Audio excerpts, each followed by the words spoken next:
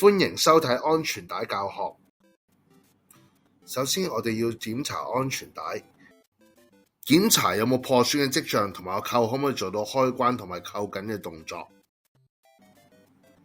之後我哋就要開始佩戴安全帶啦。將安全帶掛腰嘅位置再次作檢查，睇下可唔可以做到正常開關。之後要調節佢嘅鬆緊，達至可以合適自己本人。跟住我哋檢查個尾扣，尾扣必須要達至正常順暢嘅開關。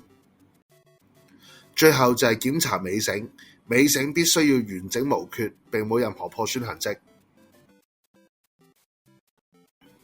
着好安全帶，司機必須以3點接觸方式爬上田螺車嘅工作平台，然後扣上田螺車工作平台嘅護欄，最後將安全帶嘅尾扣扣喺工作平台上面護欄嘅穩固位置。